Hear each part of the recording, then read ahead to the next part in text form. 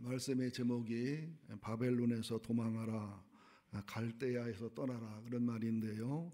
바벨론은 국가적인 단위를 얘기하고 갈대아는 민족적인 단위를 얘기하는데, 언제는 바벨론한테 항복해라, 언제는 바벨론에 내려가라, 내려가는 사람들은 좋은 부하가고 바벨론에게 내려가지 않고 애굽을 의지하고 대적하는 사람은 나쁜 무화과다. 그래 놓고서 이제는 떠나라, 도망하라. 왜 그러시는가? 여기에는 깊은 뜻과 섭리가 있습니다. 우선 에레미야 24장 1절 10절을 살펴보면 하나님이 유다를 향해 분노하셔서 수없이 많은 선지자들을 말씀을 하지만 이제 회개의 때가 지나고 징계를 할 때가 왔기 때문에 이제 싸울 필요 없다. 이 싸움은 싸워도 이길 수 없다. 애굽을 의지하면 애굽도 망한다. 이제 항복해야 될 때고 죄값을 치러야 될 때고 너의 죄를 받아들여야 될 때다. 그때는 백성들이 오히려 에레미야를 미워하기도 하고 그저 애굽을 의지해서 대항하려고 하고 말을 안 듣습니다. 소수의 사람만 순종하지요. 그러다가 에레미야 29장 10절에서 14절에 보면 바벨론에서 70년 동안의 포로 생활을 해야 되기 때문에 너희들의 죄악과 범죄와 잘못의 대가를 톡톡히 치러야 된다. 정말 회개한 사람은 자기의 죄의 대가를 아는 사람이에요. 우리는 죄는 졌다고 하고서 죄값을 물으면 되게 화를 내요. 여러분, 운전하다가 수백 번 신호 위반하다가 한 번 들켰을 때 아이고 수백 번 어겼는데 한 번이야 감사히 그 마음 들어요. 재수 없어 그 마음 들어요. 그래서 경찰을 보면 향기 나는 나비야 그래요. 똥파리라고 그래요. 이게 우리들의 모습이란 말이죠. 대가를 치르라고 그래요. 그래서 에레미야 29장 10절 14절에 보면 이렇게 70년을 채우고 돌아올 테니까 대가를 치러라.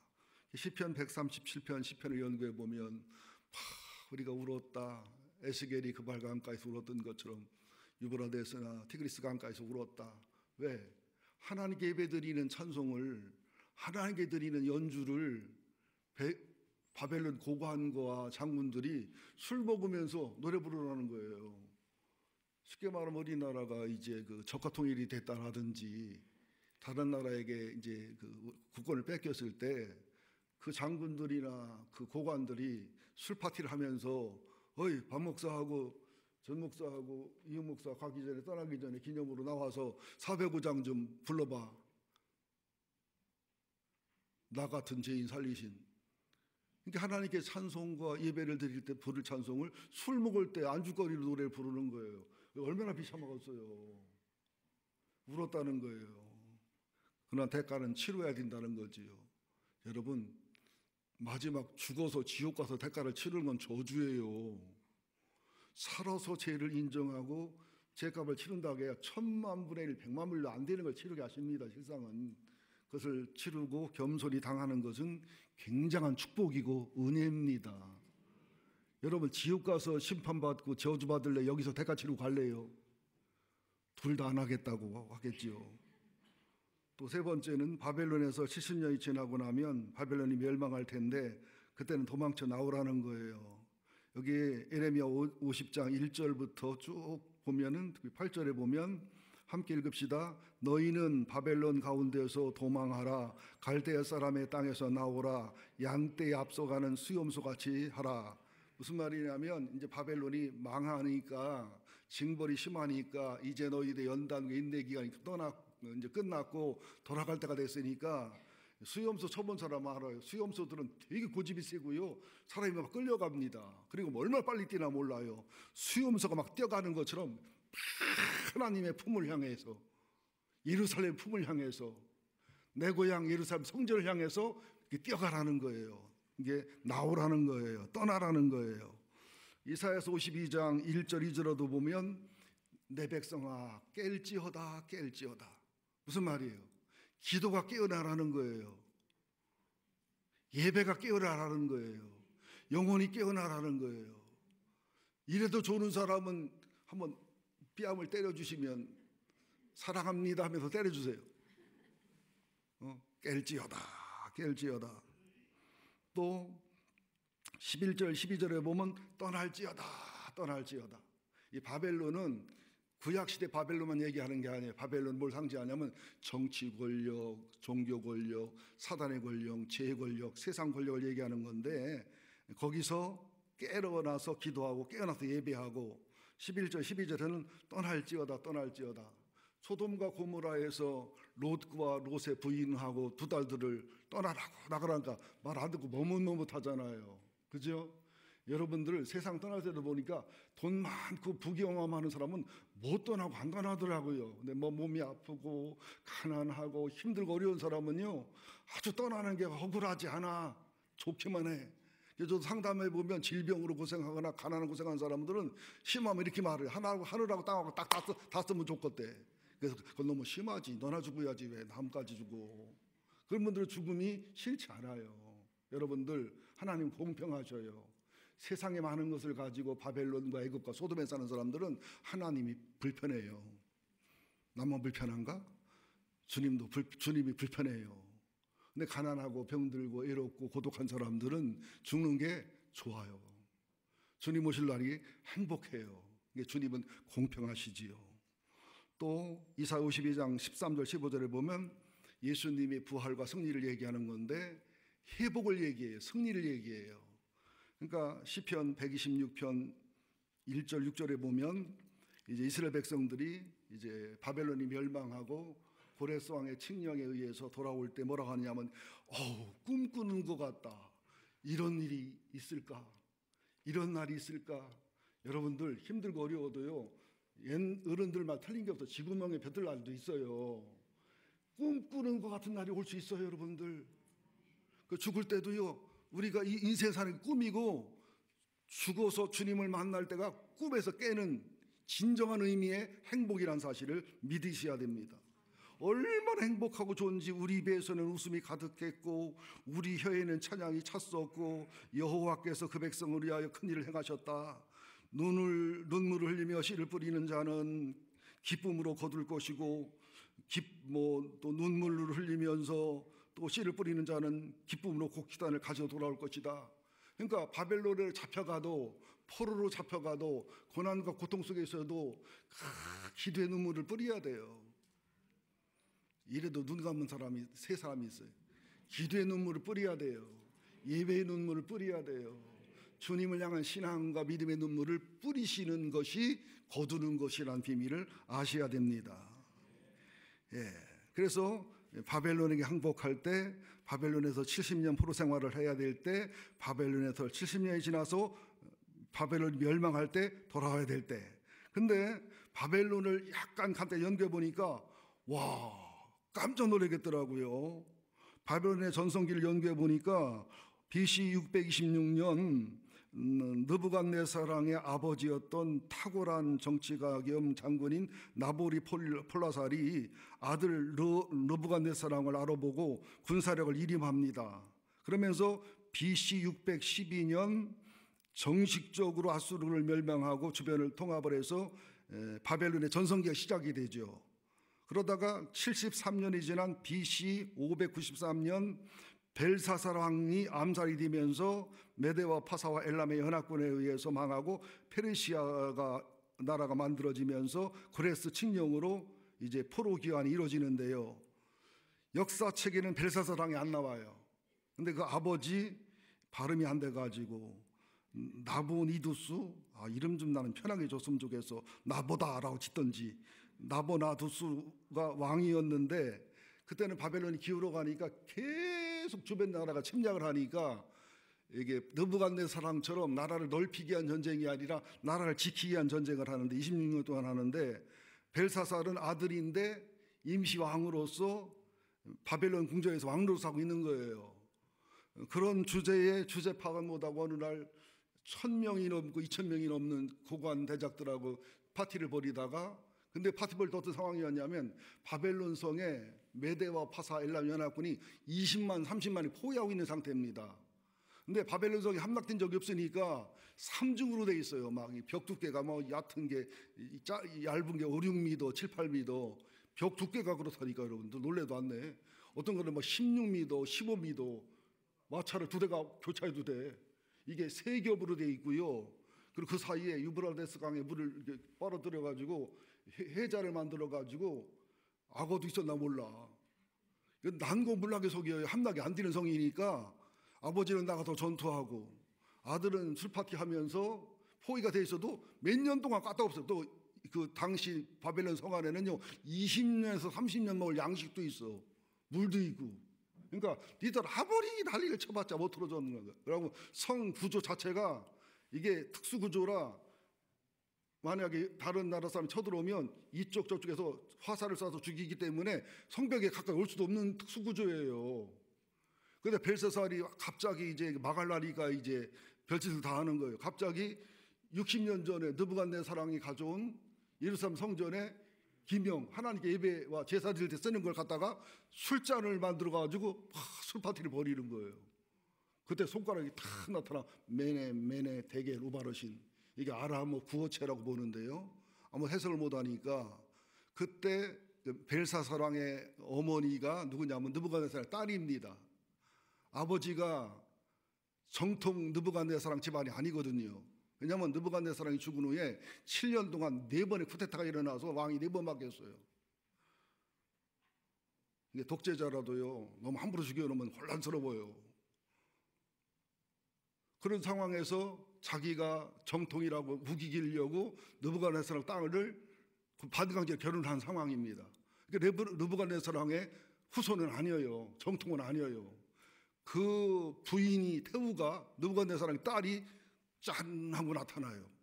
그리고서는 다니엘을 소개해서 다니엘이 그 해석을 하고 풀면서 그날 밤 암살이 되고 바벨론은 멸망해요. 역사적으로 아주 큰 아이러니 중에 하나가 바벨론이 망한 겁니다. 근데 적군이 쳐들어와 이긴 게 아니라 아주 질려버린 백성들 문을 다 열어줘 버렸어. 벨사살이 배기 싫어가지고. 계산을 해보니까 BC 612년에서 BC 396년을 계산해보니까 73년 전성기.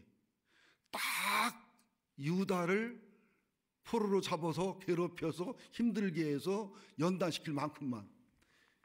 그러니까 아수르도 그래요. 힘이 있고 강성한 나라가 된 것은 잘나고 훌륭해서가 아니라 하나님의 도구로 이스라엘 징벌하려고 해준 건데 이걸 겸손하게 받아들이고 하나님 도구로 알아야 되는데 우리가 하나님이란 신도 이겼다. 그러면서 하나님은 조금 때려주기를 원했는데 아수르는 너무 잔인하게 다뤄가지고 하나님한테 망한 거예요.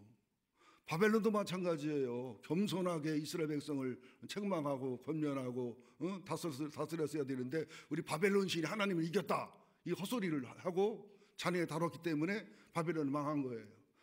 에레미야서 끝에 부분을 쭉 연구해 보면 주변 열나라가 다 망하는데요. 유다는 망해도 회복하고 돌이키고 깨닫고 우상숭배를 안 하게 되고 주님 중심으로 신앙이 굳어지면서 죄를 없이 하는 남긴 자의 신앙으로 새롭게 빛나는데 애굽을 비롯한 바벨론까지 열나라는 모조리 망해버려요.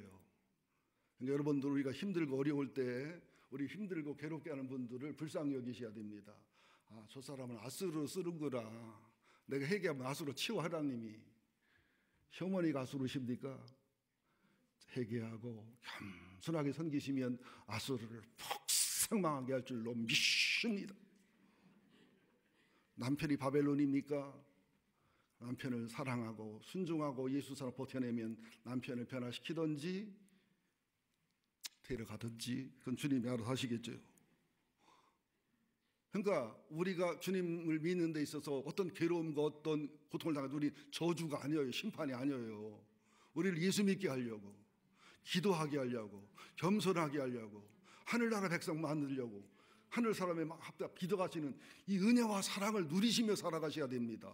우리를 괴롭히는 사람은 부죽댕이요, 쓰임받고 버림받을 불쌍한 사람들이니까 그런 넉넉한 마음을 가지시기를 또 한 번 예수 이름으로 축원드립니다. 그러면 저는 정말로 가슴에 와 닿는 성경이 어디냐? 에레미야 51장 한번 찾아보시겠습니다. 막 에레미야 51장 어디 허둥대면 내가 상처받죠. 지금 50장인데 에레미야 51장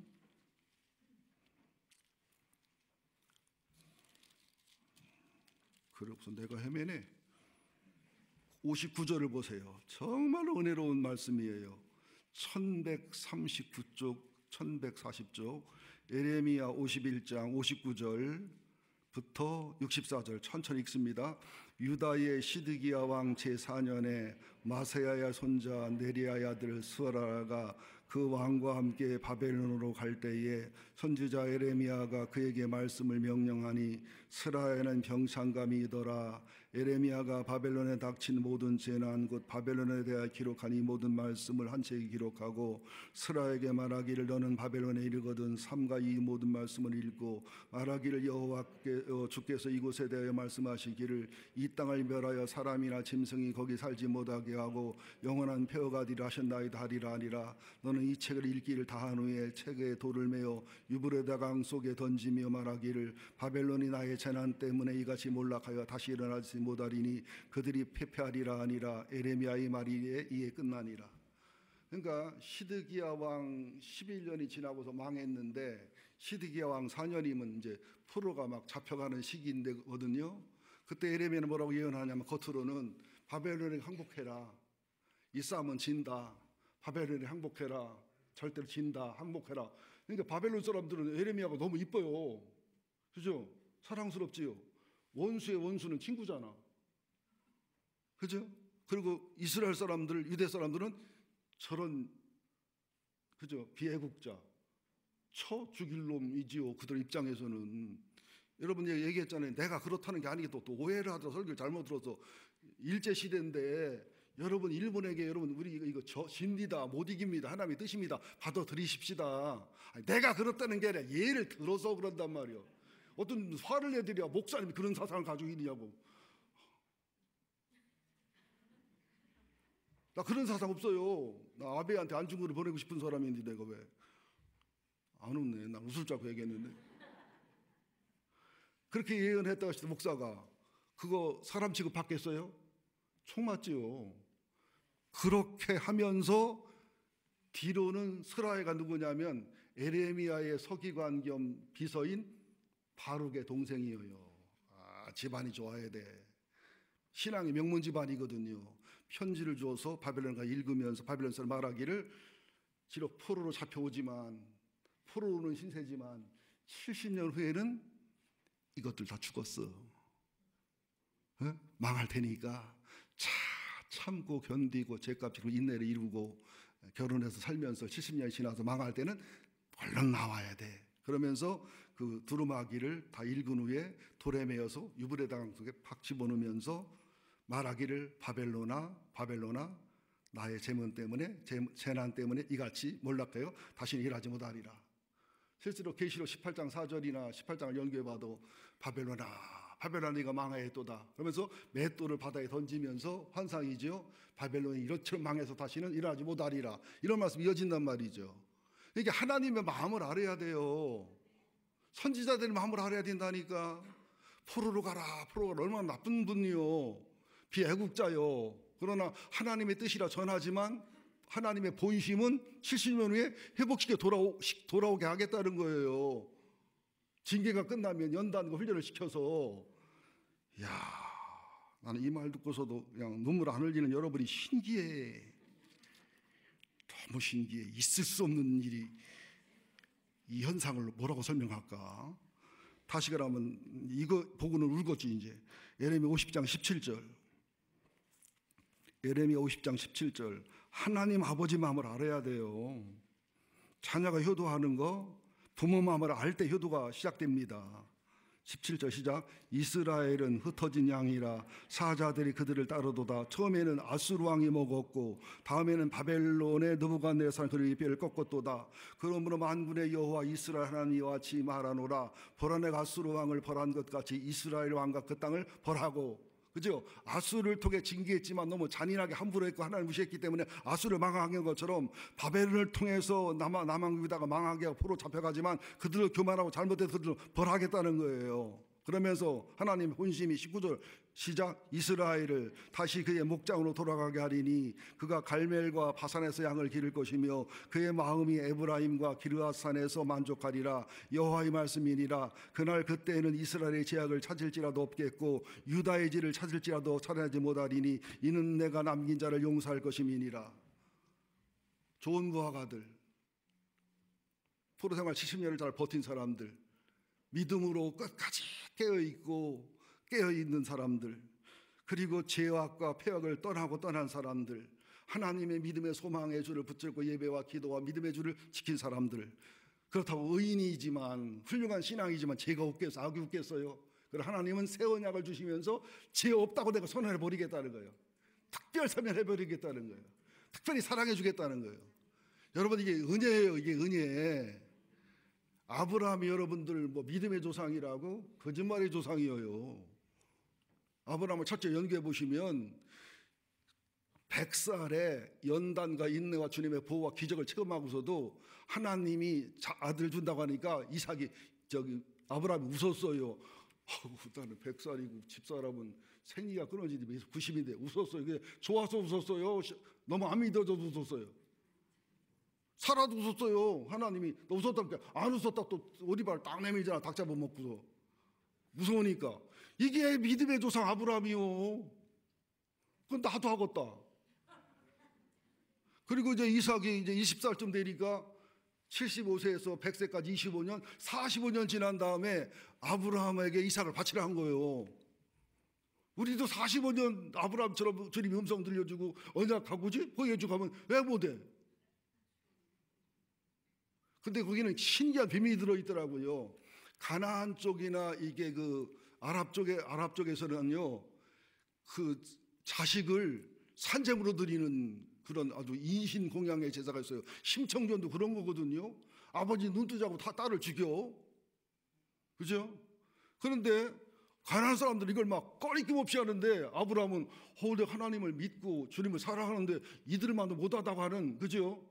뭔가 비교의식이라든지 뭔가 헷갈리고수의 신앙이 있었어요. 그때 하나님이 아브라함에게 이삭을 달라고 하니까 내가 가나안 신앙보다 나야지. 가나안 사람은 다 했어요. 하나님 안 시켜도 그게 했다고 복 받으려고. 그런데 그래서 드렸더니 하나님이 받으셔요. 도로 주시고서 양과 염소로 제물을 대신하셔요. 그때 아브라함이 깨달은 거예요. 하나님은 가나안 신이 아니고 다른 신이 아니고 인신공양을 받고 내게 희생을 바라는 게 아니라 내 믿음과 중심을 확인하시고 자기 아들을 대신 죽이고 자기가 대신 죽는 하나님이지 우리를 희생시키고 우리를 죽이는 하나님이 아니로구나. 이 수준 높은 얘기를 하면 아멘이 커져야지. 우리는 단순히 아까운 이삭을 어떻게 바친대? 이삭을 바치고 나면 바다의 모래처럼 하늘의 별처럼 자식을 어떻게 준대? 에이, 계산할 것도 주님이니까 해. 그것도 믿음이고 신앙이에요. 그리고 이삭을 바친 것도요, 우리는 못하잖아요. 이삭 간두고서 집 팔아서 11조 나온 것도 잘 못하잖아. 땅 팔으면 이사 가잖아. 11조 안 하려고. 아니, 여기 안 그렇고 다른 교회가 그렇더라고. 근데 대단하잖아, 아브라함이요. 이 애아들 이삭을 바치기도 하지요. 그죠? 아무 말이 안 맞는 걸 바치기도 하지요. 또 가나안 신을 너무 바치기도 하면 걸 받으면서 와, 하나님을 새롭게 하는 거예요. 하나님 새롭게 깨달은 거예요. 그래서 하나님이 아브라함에게 이제는 너는 내 친구다 그러는 거예요. 아브라함도 하나님이 친구가 됐어요. 하나님이 친구라는 사람은 아브라함밖에 없어요. 여러분, 하나님 보고 친구합시다 그러면 하나님 안 그러고서 야, 맘 먹을래? 믿음으로만 하나님의 친구가 된다니까는요. 여러분, 친구는요, 이게 친구예요. 예수님 우리 뭐 친구하자잖아요. 친구는 친구에서 목숨을 버린다고 그러잖아요. 이게 친구예요. 침례연이 뭐라고 말합니까? 예수님의 인기가 다 가니까 신부를 취하는 건 신랑이지만은 이걸 보고 기뻐하는 친구의 기쁨이 내게 충만하다. 진짜 친구는 내 친구가 나보다 이쁘고 아름다운 사람을 친구로 얻을 때 잘했다, 참 잘했다 그러지요. 진짜 친구 아닌 놈들은 병신 같은 놈이 운이 있어가지고 저런 여자를 만났냐, 내가 만나야 되는데 이런 마음이 든다고요. 아니, 그 좀 시침이 되지 말아요. 진짜 친한 친구는 힘들고 어려울 때 의로하는 친구가 아니라 내가 잘 됐을 때 정말 기뻐하는 친구가 그게 친구라고요. 어떻게 9시 예배보다 설교가 잘 풀린다. 이게 하나님의 마음이잖아요. 그러면서 19절 20절 보면 나는 봤나요? 안 봤지? 아직 안 봤잖아요. 그죠? 19절 20절 시작. 이스라엘을 다시 그의 목장으로 돌아가게 하리니 그 갈멜과 바산에서 양을 기를 것이며 그의 마음이 에브라임과 길르앗산에서 만족하리라. 여호와의 말씀이리라. 그날 그때에는 이스라엘의 제약을 찾을지라도 없겠고 유다의 질을 찾을지라도 찾아내지 못하리니 이는 내가 남긴 자를 용서할 것임이니라. 성경에 기록되는 모든 의리한 의인들, 그들을 자랑하면 안 돼요. 그들이 우리의 모범이 아니에요. 그들을 그렇게 만들어 가시고 빚어 가시고 인내하시고 용서하시고 사랑하시고 기다리신 하나님의 위대한 사랑, 그리스도 예수의 피, 그리스도 예수의 부활, 성령의 탄식과 눈물의 사랑. 우리도 여호수아처럼 모세 밑에 40년 훈련 받으면요, 우리도 여기서 무리 들을 수 있어요. 우리도 엘리야의 영성과 믿음을 갖고 엘리사 밑에 배우면 엘리사 능력이 나타날 수 있어요. 절대로 안 믿어. 지금도 여러분 믿으세요. 믿으세요. 창세기 3장 9절에 보면 그러잖아요. 아담아 내가 어디 있느냐? 너 소돔과 고모라에 있니? 애굽에 있니? 광야에 있니? 가나안에 있니? 사다시대에 있니? 사무엘과 열왕기와 역대기에 있니? 아수르에 망한 북왕국 이스라엘 시대에 있니? 바벨론에 망한 남왕국 시대에 있니? 아니면 바벨론에서 포로에서 나오는 그런 시대에 있니? 아담아 내가 어디 있느냐? 우리 영혼이 어디 있나를 알아야 돼요. 나 용인시에 사는데 머리가 나쁜 사람이지. 나 지금 백향목교회 안에 있는데 그 머리가 나쁜 분들이지요. 네 영혼이 어디 있냐고. 지금 소돔과 고모라에 있는 건 아니냐고. 네 영혼이, 그죠? 네가 바벨론에 포로되어 있는 건 아니냐고. 아수르에게 멸망한 건 아니냐고. 세상에 애굽에 있는 건 아니냐고. 광야에 있냐고. 그죠? 내가 어디 있느냐, 이걸 아시는 게 굉장히 중요합니다. 두 번째부터는 짧게 할게요. 신약 시대에서 바벨론 한번 찾아보자고요. 지금은 에레미야서 중심의 바벨론을 설명했고, 신약 시대 바벨론은 바벨론만 얘기하는 게 아니에요. 세상 정치 권세, 종교 권세, 사단의 권세, 죄의 권세, 그죠? 하나님을 대적하는 모든 권세를 바벨론이라 표현하는 겁니다. 신약 시대 바벨론은 예수님의 생애가 기록된 사복음서, 사도행전, 바울서신, 계시록 시대가 신약 시대 바벨론 시대입니다. 로마의 정권, 로마 정권에 빌붙은 종교들, 타락한 로마 숭배 사상, 헤롯의 정권, 헤롯에 불붙은 헤롯 당원들, 세상의 권세, 사단의 세력들이 신약 시대의 바벨론입니다. 그래서 계시록 12장 1절 17절에 보면 헤롯 입은 한 여자가 나오는데, 이 여자가 남자아이를 배서 해산하려고 수고를 하는데 두 가지로 해석을 할 수 있습니다. 동정녀 마리아가 예수를 임신해서 태어나라고 할 때 마태복음 2장에 보면 헤롯이 죽이려고 하고 천사가 피난시키고 애굽에서 돌아오고 이런 사건들, 또 해를 옷 입은 한 여인은 신약시대 구약시대 교회가 성도를 출산할 때마다, 그죠, 해산의 숲으로 성도를 믿음의 사람으로 출산해서 양육할 때마다 사단이 방해하고 핍박하는 이런 모습을 얘기하는 겁니다. 계시록을 지금 공부하고 있는 분들은 굉장히 쉽게 이해가 되고 깨달을 겁니다. 그래서 계시록 12장 17절에 보면 용이 여자에게 분노하여 돌아가서 그 여자의 자손 곧 하나님의 계명을 지키며 예수 그리스도의 증거를 가진 자들과 더불어 싸우려고 바다 모래 위에 서 있더라. 여러분들 이상하지요? 다니엘 기회 때 은혜를 받으면 집에 가면 시험도 누가 기다리고 있지요. 그죠? 부흥회 때 은혜 받고 딱 주차장에 가면 어떤 놈인지 어떤 여의 니은인지가 차 앞을 딱 막았지요. 그런 경우 없으셔요? 저는 엄청나게 많아요. 설교 은혜롭게 잘하는 날, 대부분 교인 은혜 받은 날 세게 시험 드는 부부가 나와. 희한하더라고. 또 몇 사람이 시험 들고 몇 사람 화가 난 날 몇 사람이 살아나고 깨난 사람이 또 나와. 부흥일 가가지고 막 기적이 일어나고 능력이 일어나고 막 그냥 엄청난, 나도 유명한 부흥 강사요. 여러분 딱 들었던 소리니까 그게 그거지만은 남들은 신기하고 막 그냥 막 은혜 받고 감동 받고 그래요. 대부분 가면 장병도 목사님 때보다 제 부흥이 2배 더 모이는데 믿거나 말거나. 그러고 오는 날은요, 막 교통사고가 날 확률이 생기거나 대형 그 트럭에 막 치게 되거나 별일이 다 벌어진다고요. 예수 그리스도가 이 땅에 오실 때도 마귀가 날 때부터 죽이려고 했잖아요. 교회가 성장하고 성숙할 때보다 핍박과 고난이 얼마나 심했습니까? 이건 당연한 거예요. 이게 초신자들 교회가 등록할 때 예수 믿으면요 애 낳고요, 예수 믿으면 병 낫고요, 그렇게 하면은 맞아 문제가 돼. 애 안 낳으면 어떡하려고 그래요.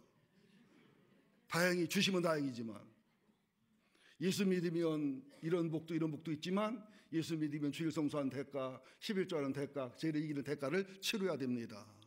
그리고 술 담배는 죄라고 볼 수 없지만 성령이 들어 충만하면 술 담배를 안 하게 되어 있습니다. 이런 얘기를 해야 됩니다. 믿습니까? 그러면 계시록 13장 1절 10절에 보면 바다에서 나온 짐승이 나와요. 이 짐승은 사단에게 힘을 얻은 짐승인데, 바다에서 나온 짐승은 세상 정치 권력, 경제 권력, 세상 바벨론의 힘을 얘기하는 거예요. 또 11절에서부터 보면은 땅에서 나온 짐승이 나와요. 땅에서 나온 짐승은 뭘 말하냐면 타락한 기독교, 이단, 타락한 종교들을 얘기해요. 그러면서 이 짐승과 바다에서 나온 용과 바다에서 나온 짐승과 땅에서 나온 짐승이 삼위일체가 돼서 성부, 성자, 성령처럼 역사를 해서 일을 하는 거예요. 지금도 어떻게 핍박하느냐 하면 전 세계가 정부를 단일화하려고 노력을 합니다. 그리고 종교를 통합하려고 그래요. 왜? 종교 전쟁을 피해가 얼마나 큽니까? 인간적으로 맞는 소리예요. 합당한 소리예요. 그리고 정부가, 국가가 너무 나눠지니까 뭐 여러 가지 문제가 생기니까 통합하는 데 있어서 제일 방해되는 게 누구냐면 정통 기독교인들이에요. 비정통들은 괜찮아, 이단들도 괜찮아, 그냥 비리비리 믿는 사람들도 괜찮아. 예수의 십자가, 예수의 부활, 복음으로 무장된 사람들은 절대 양보를 안 해요. 왜? 예수 외에는 우리 구원자가 없어요. 하나님이고 사람이신 예수만의 목숨을 걸어요. 근데 불교는 양보해요. 천주교도 양보해요. 이슬람도 품어갈 수 있어요. 근데 기독교는 안 돼요. 그러니까 단일 정부를 꿈꾸거나 세계 종교를 통합할 때 기독교가 가장 골치 아프고 정통 기독교. 그래서 사탄이 정통 기독교의 안티세력을 만들어서 대형교회부터 부족하는 거예요. 목회자의 권위를 치명적으로 죽여놓는 거예요. 장로들을 안쌀 권위들을 치명적으로 죽이고, 여러분 원불교 크게 졌다고 뭐라는 사람 없어요. 교회 크게 좀 난리를 치지. 그죠? 국가의 재정이요, 불교는 문화재라고 7, 80% 보조를 합니다. 불교로 절을 크게 질 때 우리는 세금 내야 돼. 이런 현상들을 좀 직시하시기를 예수 이름으로 축원드립니다. 바다에서 나온 짐승, 땅에서 나온 짐승, 이 세력들, 또 계시록 14장 8절에 보면 무너졌도다 무너졌도다 큰 성 바벨론이여, 모든 나라에 그의 음행으로 미혹하던 자, 진노의 포도주를 먹이던 자가 무너졌다. 그러니까 바벨론도 망했고 아수르도 망했고 헬라도 망했고 로마도 망한 것처럼 세상에 아무리 강력하고 힘 있는 바벨론 세력이라 할지라도, 바벨론 권력이라 할지라도, 바벨론 힘이라 할지라도 무너지게 돼 있어요. 핍박당하고 연약한 우리는 끝까지 버티고 이기게 돼 있다는 사실을 아셔야 됩니다. 계시록 12장에도 보면 이 짐승이 물을 품어서 여자와 성도를 떠내려 보내려고 해요. 초대교회 때는 불같은 시험, 핍박, 여기는 교인이 줄고 여기는 교회가 위축되지만 진짜 성도만 남아요. 그런데 지금 시대에는요, 물로 유혹을 하니까, 핍박을 안 하니까, 적으니까 교회는 부흥돼요. 숫자는 많아요. 그런데 교회마다 가보면 중생하지 못한 성도가 굉장히 많아요. 그래서 교회에서 민주주의하는 게 굉장히 조심스럽고 위험합니다. 중생도 하지 못했는데 그 여론이, 그 의견이 뭐겠어요? 설사 중생을 했다고 해도 성화가 되고 치유가 되고 주님을 사랑하고 복음의 정신에 무장이 돼 있어야지. 그렇지도 못하고 철도 없이 그냥 기저귀 차고 우유 빨고 앉았는데 그냥 그 여론을 따라간다면 교회가 어떻게 되겠냐는 것이죠. 민주주의를 안 하겠다는 얘기가 아니에요, 여러분들. 교회는 오직 성경 말씀에 목숨 걸어야 됩니다. 주님의 선한 뜻이 어디 있나가 목숨 걸어야 되고, 무조건 주님이 주인 되셔야 됩니다. 목사도 아니에요, 공로자도 아니에요. 오직 주님, 그리고 주님의 말씀. 그래서 계시록 14장 12절에도 보면 성도의 인내가 여기 있으니 그들은 하나님의 계명과 예수에 대한 믿음을 지키는 자다. 또 계시록 13장 10절에 보면 세상을 바벨론을 사로잡는 자, 세상 명예와 권세를 사로잡는 자는 사로잡혀갈 것이다. 원숭이가 육신내다가 잡혀가는 것처럼 칼을 쓰면 칼로 망할 것이다. 혈기와 분노를 망할 것이다. 성도의 인내와 믿음이 여기 있다. 우리는 세상을 사용해서 복이 사명이 되고 상급이 되게 하는 것이지 세상을 사로잡는 자도 아니고 혈기와 분노와 정오와 미움으로 칼을 쓰는 자가 아니다. 계시록 13장 18절에 보면 지혜와 총명이 여기 있으니 그 짐승의 새를 세워보라. 그것은 사람의 순이 666이다. 게마트리아라는 말을 쓰지요. 네로의 플레임을 보면 666이 나와요. 실제로 이건 뭘 말하느냐, 사단은 666입니다. 하나님은 777입니다. 인간은 절대 사탄을 못 이깁니다. 하나님을 의지하고 하나님에게 연합될 때, 하나님의 언약을 믿을 때, 성령이 충만할 때만 이기는 거예요. 이 비밀을 잊지 마시기를 간곡히 부탁드립니다. 이게 신약 시대의 믿음의 전투, 신학의 전투였다면 이제 현대 교회와 성도들의 바벨론을 간단히 설명하겠습니다. 계시록 17장 1절 18절에 보면 큰 음녀 큰 성 바벨론이 나와요. 그러면서 계시록 17장 5절에 보면 그의 이마에 이름이 기록되었으니 비밀이라 큰 바벨론이라 땅의 음녀들과 가증한 것들의 엄이라. 또 내가 보니 이 여자가 성도들의 피와 예수의 증인들의 피에 취한지라. 바벨론 세력들은요, 바벨론의 정권과 바벨론의 경제 힘과 바벨론의 종교와 바벨론의 힘을 가진 세상 타락한 종교와 세상의 힘은요, 예수의 피를 증거하는 자들을 가장 미워 증오합니다. 예수를 바르게 믿고 옳게 믿는 자를 가장 미워 가장 증오한다는 사실을 아셔야 돼요. 이 마지막 시대는요, 경건하게 살고자 하는 자는 핍박을 받게 돼 있어요. 힘들게 돼 있어요. 예수 잘 믿으면 복 받고 잘 된다는 말도 일부분 맞지만 그거 다 믿으면 안 돼요. 예수를 잘 믿었기 때문에 힘들고 어려울 수 있어요. 예수를 너무 잘 믿으려니까 주일 성수하기 위해서 힘들 수도 있고, 예수를 잘 믿기 위해서 죄를 안 짓고 죄를 이기려고 하니까 고생할 수도 있고, 애굽에서 나와야 되고 소돔에서 나와야 되고 바벨론에서 나와야 되니까 별종인간 취급을 받을 수도 있다는 사실을 아셔야 됩니다. 야고보서 4장 4절 간음하는 여인들아 세상과 버틴 것이 하나님과 원수됨을 알지 못하느냐. 그런즉 누구든지 세상과 벗이 되고자 하는 자는 스스로 하나님과 원수가 되는 것이다. 야고보서 4장 5절 너희 속에 계신 성령님이 시기하기까지 너희를 사모한다는 말씀을 헛된 줄로 생각하느냐. 세상을 떠나 살 수는 없어요. 세상을 무시하라는 얘기는 아니에요. 그러나 세상을 사랑하거나 세상을 붙잡거나 세상에 잡히면 바벨론 포로가 돼 있는 거예요. 아수르 포로가 돼 있는 거예요. 소돔과 고모라에 사는 거예요. 애굽에 사는 거예요. 애굽에서는 나와야 돼요. 소돔과 고모라에서 나올 때도 어떻게 해요? 롯과 롯의 부인과 두 딸들이 머뭇머뭇하잖아요. 사이들 농담으로 여기 안 따라오잖아요. 그리고 롯의 부인은 LG 냉장고하고 삼성 TV가 그리고 또 돌아보다 소음기둥 되잖아요. 나오라는 거예요. 여러분 무서운 말씀이에요. 마태복음 24장 15절 16절에 보도 너희가 선지자 다니엘이 말한 바 멸망에 가증한 것이 거룩한 것에 선 것을 보거든. 거룩한 하나님이 오염되거든. 거룩한 교회가 오염되거든. 종교가 오염되거든. 세상이 오염되거든. 여러분 세상 만물과 자연이 오염은 영혼의 오염, 우리들의 신앙의 오염, 영적인 오염을 상징으로 보여주는 겁니다. 잃는 자는 깨달을진저 그때 유대에 있는 자는 산으로 도망하라.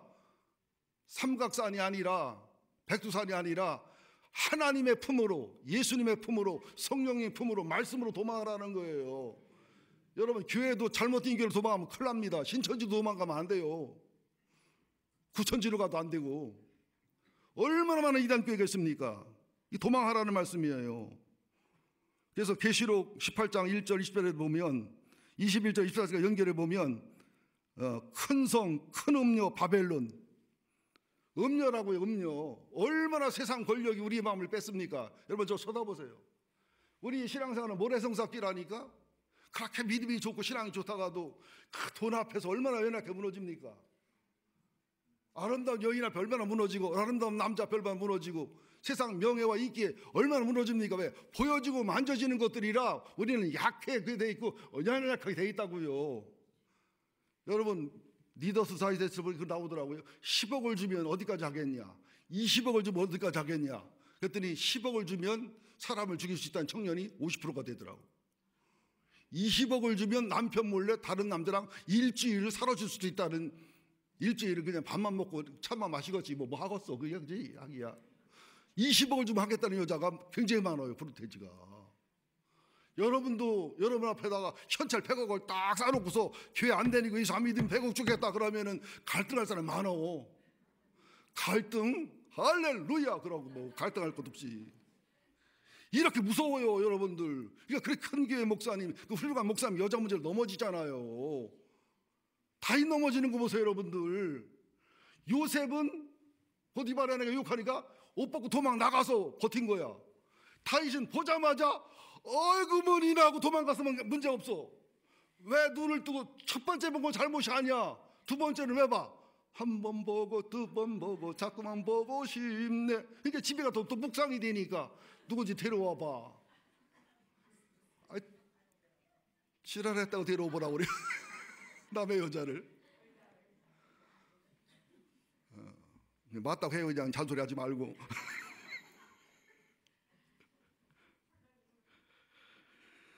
아이고.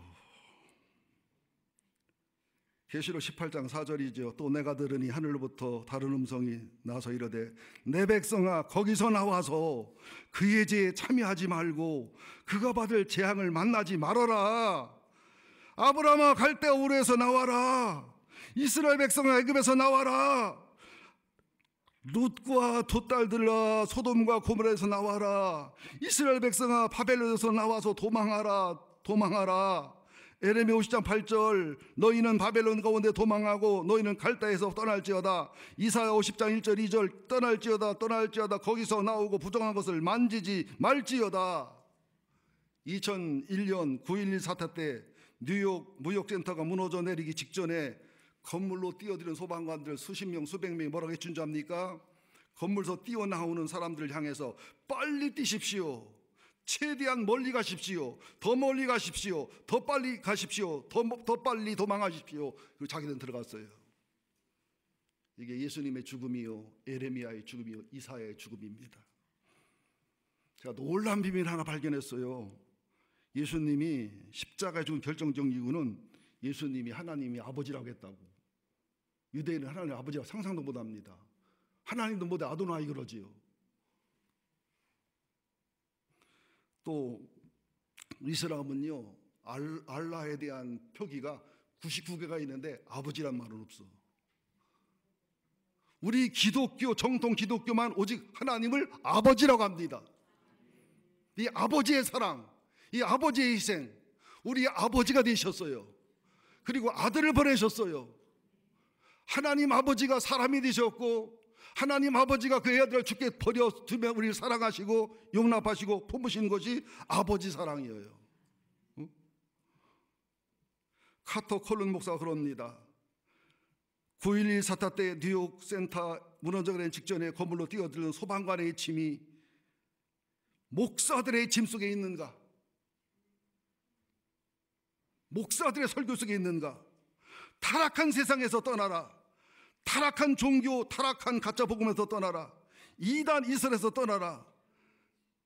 바벨론의 세상 사랑에서 소돔과 고모라의 죄악에서 떠나라. 기복주의와 기족주의에 떠나라. 게으른 신앙에서 떠나라. 소돔에서 나와라. 애굽에서 나와라. 바벨론에서 나와라. 그 애침을 할 때 누가 듣느냐? 누가 순종하느냐? 우리를 위해서 하나님을 포기하고 사람 되고 죄인 되 죽으신 예수님의 사랑의 품 안으로 애아들을 죽여가면서까지도 우리를 사랑하신 아버지의 품으로 이거를 도저히 믿고 알 수 없으니 성령이 내주함으로 지혜와 계시형을 모진 성령님으로 말씀의 품으로 뛰어드는 우리가 되어야 될 줄로 믿습니다.